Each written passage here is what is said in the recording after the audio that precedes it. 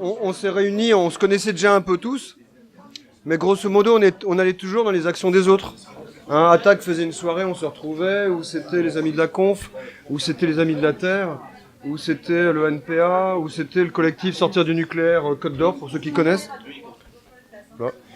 Et donc on a cette... Ah super.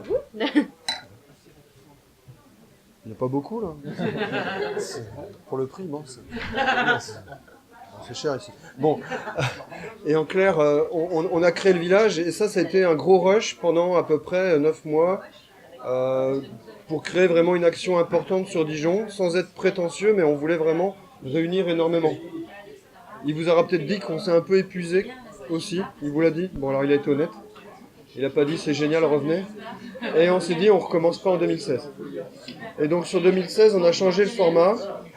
Parce que depuis le 12 décembre, depuis la fin de la COP 21, où là c'était vraiment il fallait faire de l'action, du militantisme, on va pas s'amuser à jouer à ça tous les ans. Et donc on est passé sur le format, que tu as dû décrire, des chouettes après-midi. Alors le premier chouette après-midi c'était le 10 juin à la Paniche Cancale. C'était un mini-village. J'ai oublié d'en parler, oui. Et là, c'était le premier chouette après-midi qui était testé. Et il y avait un côté avant tout ludique, festif. Et on revenait à nos premiers amours. C'est-à-dire qu'avant le grand village de juin 2015, on avait aussi fait, comme vous ce soir, des alternatives bars, rue Jean-Jacques Rousseau. Et les gens venaient boire et on parlait comme ça, à bâton rompu, comme vous ce soir, j'imagine. Alors à l'époque, on recrutait. On recrutait parce qu'il nous fallait 150 bénévoles pour le village et on était à peine 30. Et on avait vraiment peur. Honnêtement, on était inquiets parce qu'on disait Dijon, c'est pas une ville qui se caractérise par une grosse force militante. Ça se caractérise par beaucoup de petites structures qui arrivent toujours au plafond de verre, autour de 10, 15 adhérents actifs. Et on réussit pas à le casser dans aucune association, ou même petit parti. Voilà. Et c'est pas parce qu'on se divise, c'est parce qu'on arrive à... Je sais pas quoi, voilà, il y a un ciment qui vient pas vite. Dans d'autres villes, c'est beaucoup plus vite, c'est étonnant, voilà, bon, c'est peut-être Dijon, voilà, on n'est pas à Grenoble, voilà. Bon, en tout cas, passer le village de juin 2015, passer les actions fortes, très militantes, dans un contexte de terrorisme de l'automne 2015, où on a eu une manif interdite, mais on a quand même réussi à faire un rassemblement de 150 personnes pour annoncer que la manif était annulée. Voilà. Donc ça c'était le côté ludique. Voilà. Mais et on a été très correct avec les RG et puis la mairie. On a toujours tout déclaré. Voilà. Et puis bon voilà. Et non mais c'est vrai qu'on a. Pourquoi tu me regardes comme ça? Non mais parce que j'ai une habitude de cogner sur les flics. Lui c'est notre barbu en fait. Alors et donc le chouette après-midi du mois de juin, c'était un test. Bon, il y a eu beaucoup de pluie, mais c'était le côté ludique qui l'avait emporté sur le côté militant. Et depuis, on a essayé d'améliorer la chose, et maintenant on est sur une espèce de parcours. On se cherche encore.